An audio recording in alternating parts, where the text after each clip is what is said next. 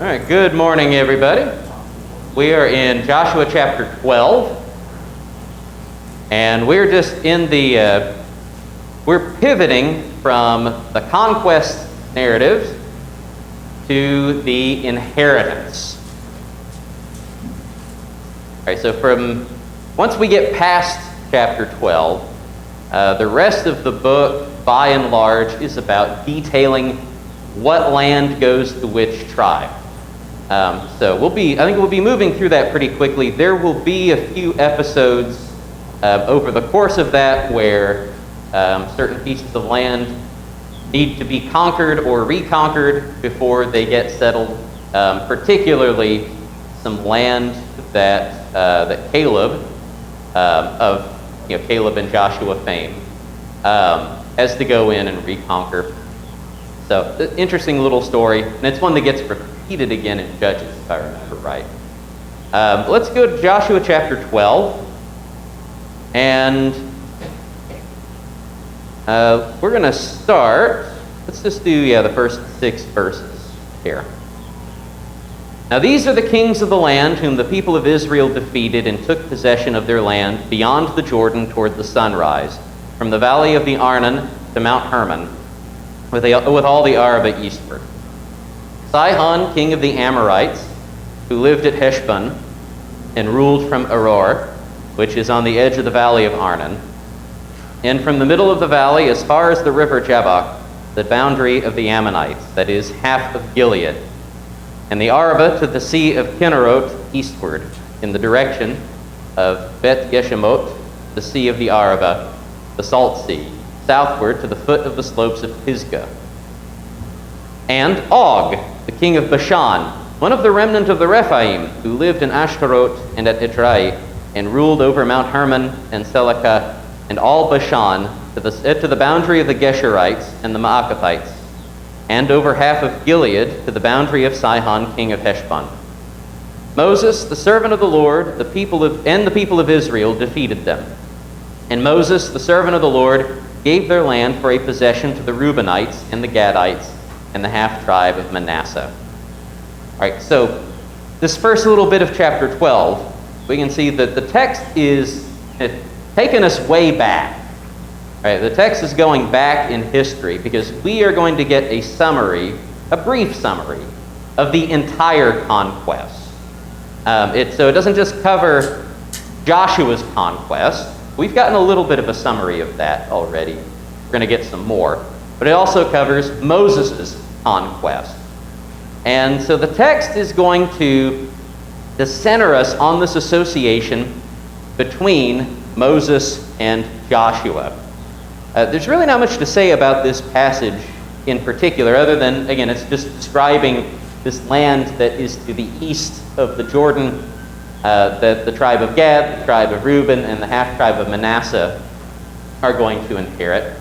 It talks about a conquest that we've already seen, the conquest of Sihon and the conquest of Og. Really, I guess the most interesting thing to note about Og, the king of Bashan, is what the text tells us in verse 4, that he was one of the remnant of the Rephaim,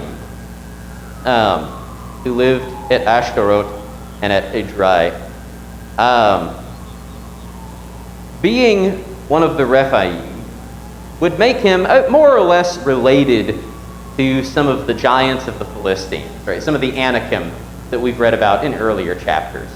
Right? His identity as Rephaim means he would have been a very large guy and would have been a very strong warrior in his own sense. And so this, by the way, what a wonderful name for a big, beefy guy, Og.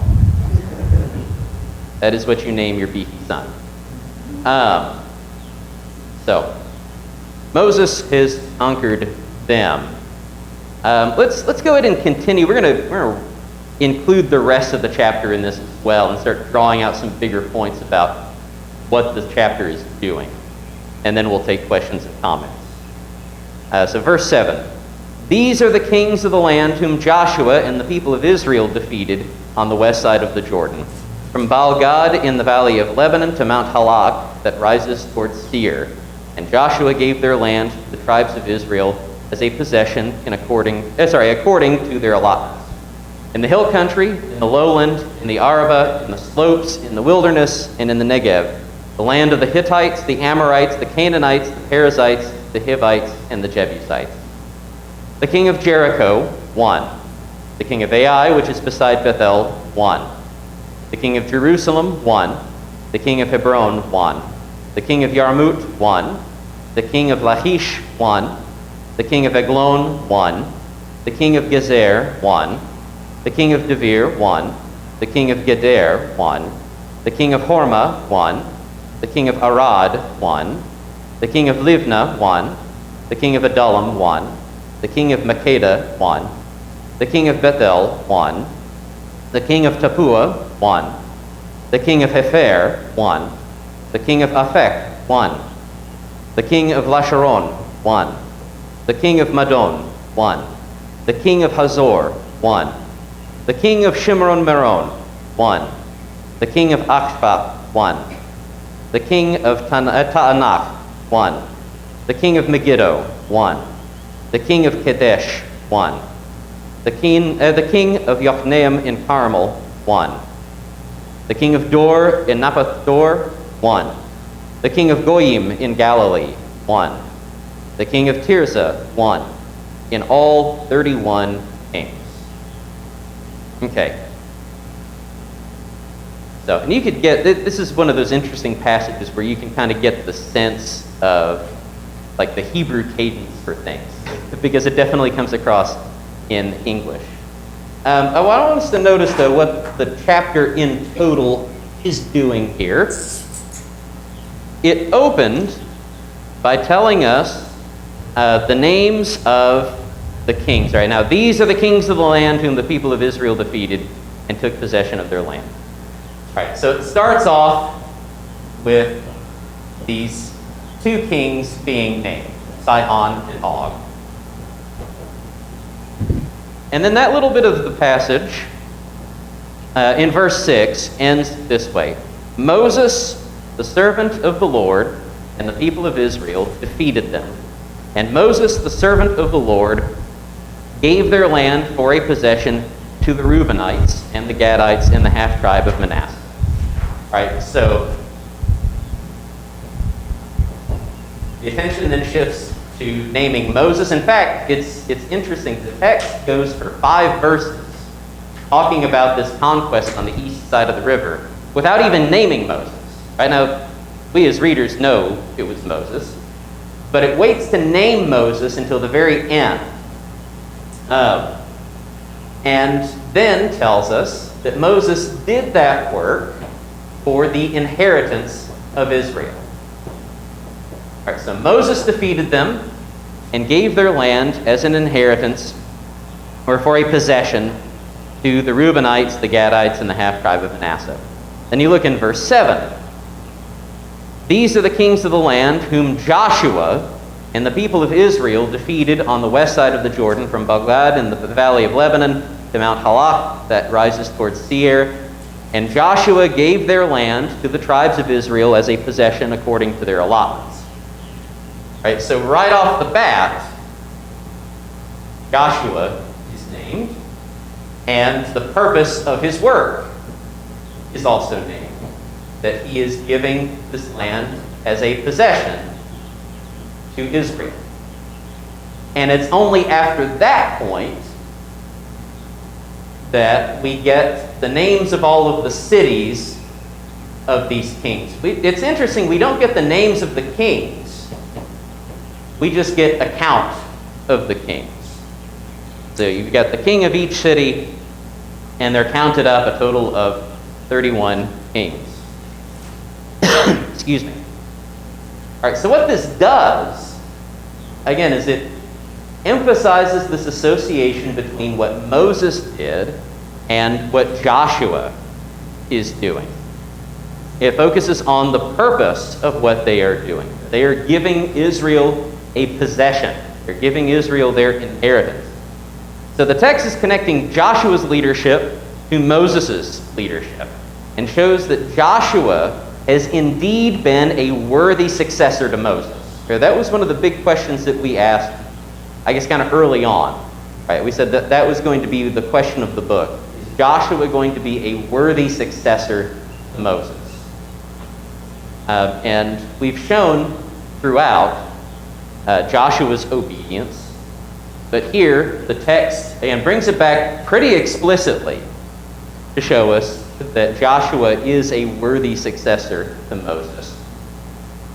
This connection between their two works is also going to carry us into chapter 13, as we begin to see the land being given to Israel as an inheritance. The inheritance itself is going to go through the same pattern. Chapter 13 is going to start with the territory east of the Jordan, the inheritance that Moses gave to Israel, and then after that it's going to move over to the west side of the Jordan and the inheritance that Joshua gave to Israel. So again, this is the conquering and the giving of the promised land is presented as a two-part work. It's not just Joshua conquering the land, but it's Joshua and Moses. The chapter also emphasizes the totality of the conquest. I know as we go through, and especially that second section, again, as we kind of get into that repetitive mode where we get in that cadence, the king of X won, the king of Y won, the king of Z won. It can be easy to kind of zone out. This is, I suspect this is something that would have kept the attention of the Hebrew mind better than the attention of the English mind. But what this list does is shows us the totality of the conquest. You start with this move from Moses to Joshua, which is the move from east to west. Right? So if you look at Moses' conquest, it moves on the east side of the Jordan from south to north. You've got all of this territory taken, starting here, sweeping out. And then from Joshua, by moving from Moses to Joshua, that moves us from east to west. And the conquest of Joshua likewise makes this movement from south to north. Right? The summary, if I remember right, moves in the, it moves, I think, from north to south, if I remember correctly. So in verse 7, these are the kings of the land whom Joshua and the people of Israel defeated on the west side of the Jordan, from Baal-Gad in the valley of Lebanon. All right, so that would be in the north. To, Mount Halak that rises towards Seir, that's in the south. But then the summary that follows, right, from verse 9 to the end of the chapter, moves, roughly speaking, from south to north. You might recognize some of the names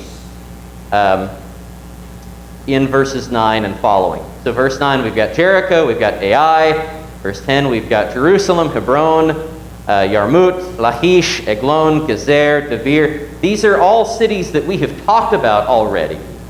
A couple of verses later, Makkedah. Remember, that was the cave where the southern kings were hiding out, and Joshua had them roll stones in front of the cave to trap them there. So all of these cities starting out with, these are cities that we've already heard named in the southern campaign that we read a few chapters ago. And then we get down to verse 19, right, with Hazor. Now remember, Hazor is the leader of the northern coalition. And then we get a bunch of place names from the northern part of the kingdom, including at least one place that you should recognize, the king of Goyim in Galilee, right? Galilee being up here. So the text starts out on the east, has a sweep from south to north. Then it moves over to the west and has a sweep from south to north. And so the text gives us this sense of the totality of the conquest. Excuse me. It also gives us maybe a bigger picture of Joshua's part of the conquest than what we had already seen up to this point. So we said that several of these city names are ones that we should recognize from earlier in the book. Some of them, though, have never been mentioned in the book up to this point. So even we recognize the name Galilee, right? But we've not heard the name Goyim in this book yet. And several of the cities that we have mentioned here in this list are not ones that we have seen before. We get a sense in this chapter, like we did in the montage at the end of chapter 11, that Joshua's conquest is really long and it covers a lot of territory that we just don't get the specifics of. Maybe we don't need the specifics of. Right, so that is, we've basically read over the book's executive summary of itself. Right, this is, if you wanted to boil the book of Joshua down into just one chapter, it's this, chapter 12. The whole land is conquered, and it's given as an inheritance. Any questions or comments before we move on to chapter 13? Okay, now let's go into chapter 13. Like I said, I think from this point forward, we should be moving pretty quickly. Verse 1. Now Joshua was old and advanced in years. And the Lord said to him, "You are old and advanced in years, and there remains yet very much land to possess. This is the land that yet remains. All the regions of the Philistines, and all those of the Geshurites, from the Shihor, which is east of Egypt, northward to the boundary of Ekron, is counted as Canaanite. There are 5 rulers of the Philistines, those of Gaza, Ashdod, Ashkelon, Gath, and Ekron. And those of the Avim in the south, all the land of the Canaanites, and Mearah that belongs to the Sidonians, to Aphek, to the boundary of the Amorites, and the land of the Gebalites, all Lebanon toward the sunrise, from Baal-Gad below Mount Hermon to Lebo-Hamat, all the inhabitants of the hill country from Lebanon to Misrephoth-Maim, even all the Sidonians. I myself will drive them out from before the people of Israel. Only allot the land to Israel for an inheritance, as I have commanded you. Now therefore divide this land for an inheritance to the 9 tribes and half the tribe of Manasseh." All right, so this transitions us into the inheritance of the land. But before we actually see any of the land parceled out as an inheritance, we're told that there is still a lot of land unconquered. Right? So in the last chapter, we got a sense of the totality of the conquest. In this chapter, we get a sense of how many holes there are in that. Mostly here along Israel's western coast. This would be most of the territory that's named, particularly belonging to the Philistines. But you also have some territory further down in the south, belonging to the Canaanites. You also have some territory far up in the north, territory belonging to, the Sidonians in particular are named. They inhabit this area up here. So there's quite a bit of land that Israel has not taken. Now, here's the question for you.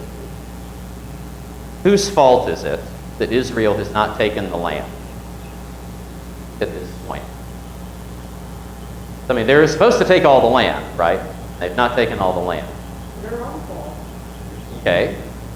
Now, where do we see that in the text?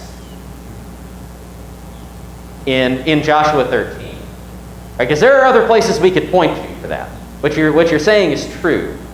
We could point to places like Judges chapter 1. But here in what we've just read in Joshua 13, where do we find blame being laid against Israel for not having conquered the land? Well, do we see a place where God blames Joshua? All right, the whole thing. Well, go ahead. Well, he's old, advanced in years, he's not able to I don't think I've ever blamed anybody for being old before. Y'all would get mad at me. But here's, yeah.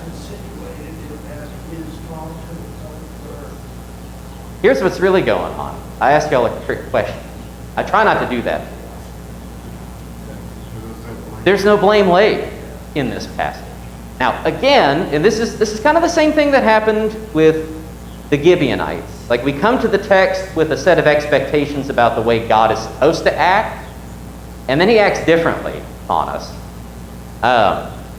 Our expectation coming to this would be that, oh, of course, God's going to be mad that Israel's not conquered all the land, because he told them conquer all the land, and it's not all conquered yet. And yet, we do not find God being angry at anybody in this passage. Why is he talking to Joshua? He gives Joshua a commission in this passage. What is God's commission for Joshua in the passage that we just read?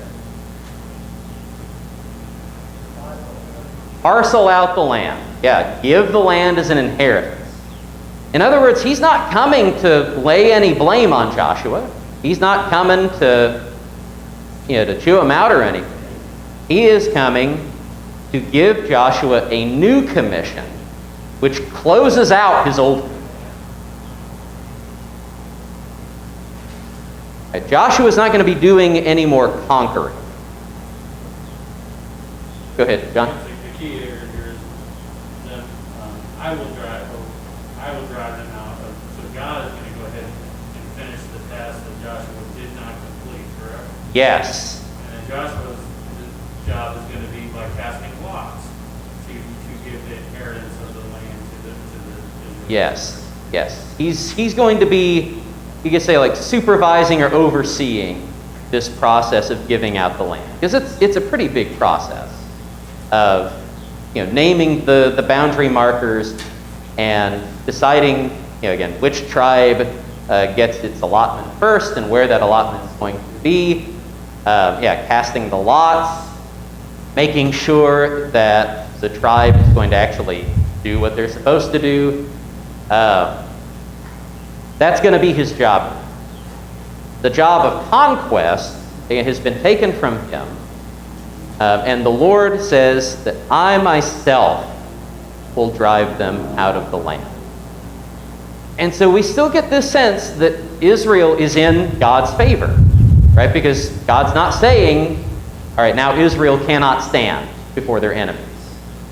We'll get that in Judges, right? Where they fail to conquer the land like they're supposed to. And so God comes to them and says, because you've disobeyed in this, now I'm going to give you over to your enemies. But here, that's not what we have. Here, it is simply Joshua has gotten old. And how has he gotten old? He has spent this whole time going out doing what the Lord has told him. Right? He's been living at war his entire life. So we start out with this notice that Joshua is old and advanced in years. This gives us a sense, by the way, of what the book meant back in chapter 11, verse 18. Joshua made war a long time with those kings. Right, that was at the tail end of the northern campaign. And we get this kind of summary statement that Joshua, after that campaign, just goes on tour all over the promised land, and is just conquering left, right, and center. And we're told that he made war a long time with those kings. Now, we still don't know exactly how many years it's been. I think we find that out later in the book, exactly how many years Joshua has spent doing this. We'll get some hints along the way. But we get at least some sense for it. At least that it was so long that at this point Joshua is now old. And this is to be expected, by the way. Remember, he is described as a capable warrior already in the book of Exodus. So, in fact, those conquests that are described as Moses' conquests over on the east side of the river, remember who Moses has command the army. It's Joshua. Right? He's already an effective warrior, and he's a leader of men already at that point. He's a leader and a warrior even earlier than that. In fact, he's described that way before the wilderness wandering. All right, and then obviously, how long does he spend wandering in the wilderness? 40 years, just like everybody else. So he's already a capable warrior. Then he spends another 40 years in the wilderness. And now he has been at war for a long time, so that he is old and advanced in years. So much so, have you ever felt so old and advanced in years that God himself comes to you and says, you're old and advanced in years?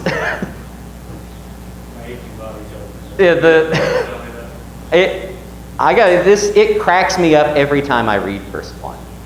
Like, that's the kind of Hebrew repetition that just really cracks me up. Now Joshua was old and advanced in years. So God came to him and said, you're old and advanced in years. Wonderful. John? Not to get you off track, but how many miles of a journey would you assume that is? Ooh. Yeah, a lot of maps have scales. Yeah. Anyone who's even just walked to the corner store and back realizes that that's a while. I mean, a safe number would have to be 300 miles, correct? At least that. Off the top of my head, I am not sure. That's something I'll need to sit down and do some measuring and figuring.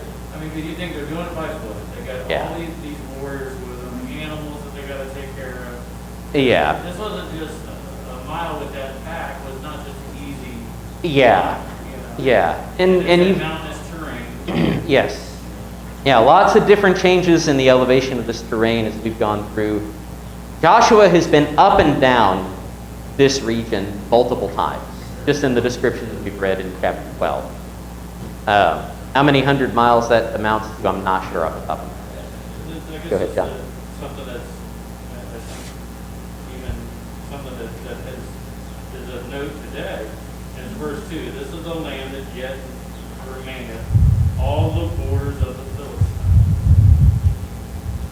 Yes. And even God understood how important it was to secure the borders. This is what they're battling still today, correct? There's, more or less. I mean, we can see some analogs between some of the modern day conflict over there and some of the ancient conflicts that we've seen in that region. And even so much that God's going on to say that the border, these are important borders to secure. I'm going to go ahead and secure these for you so that where exactly on the map would that be? So, and I had meant to upload this to the website. I'll try to remember to do that once we get to Illinois. But just to give you a rough sense of kind of the shape of the land that has been conquered, you kind of have a blob it's almost hourglass shaped through here. But there's and this gets to what you were asking, on the edges is mainly where you have all of these pagan people still living. All up and down the coast. A lot in the hill country and the mountainous country up in the north. If I remember correctly, there's a bit of a pinch in the middle that kind of gives it a roughly hourglass kind of shape.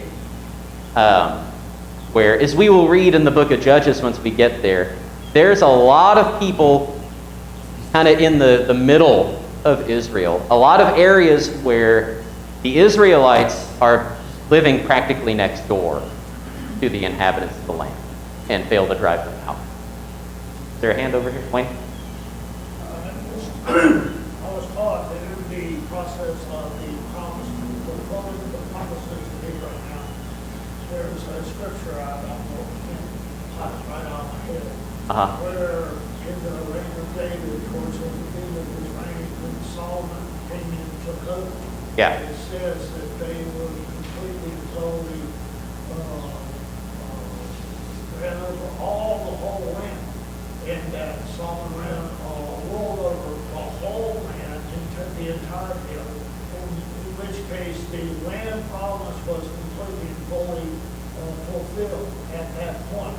Yeah. It last long, because Solomon split the country after a while. Right. All fell apart. Yes. But there was a point there where all the land promise was completely and totally fulfilled. Now, I don't know if that's a lie or it's just a No, that's true. That's true. That's an accurate statement. Yeah, that's They accurate. actually overcame Philistia.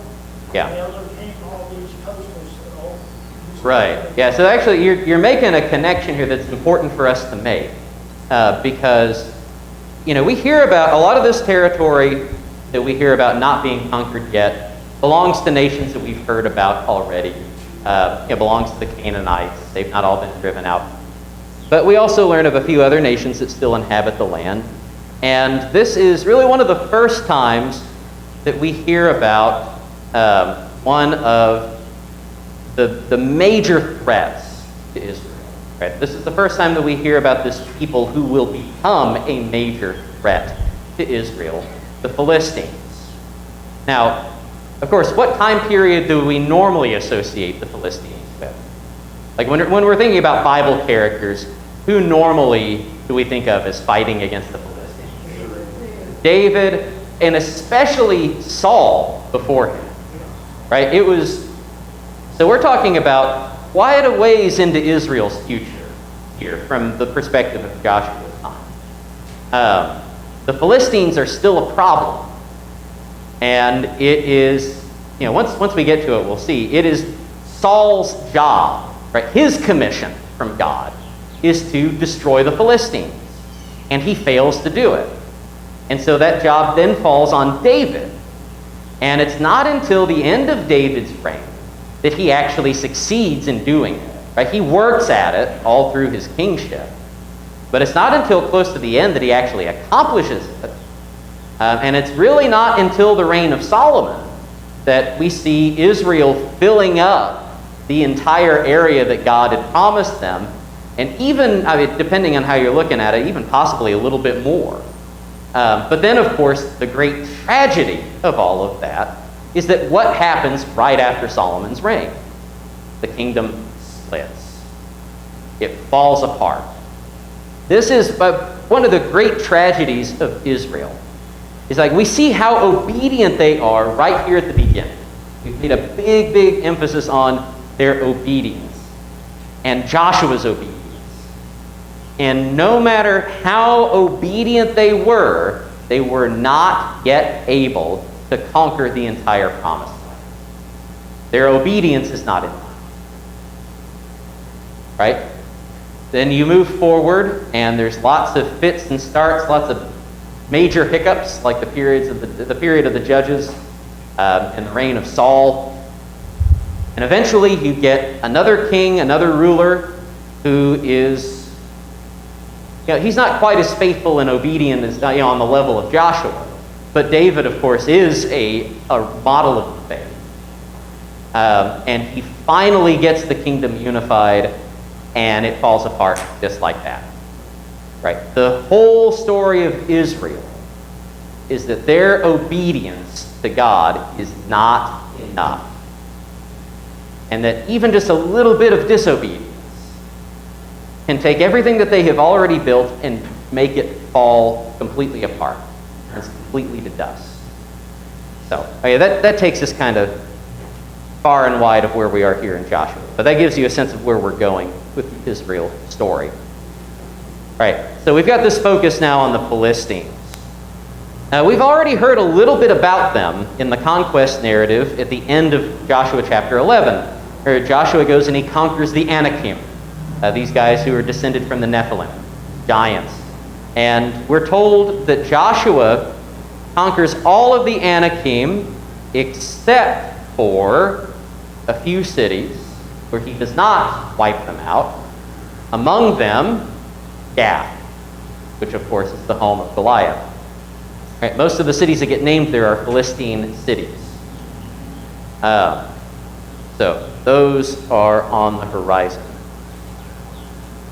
So we'll just finish off by saying that Joshua's new commission here, again, the Lord's not laying any blame on Joshua for anything.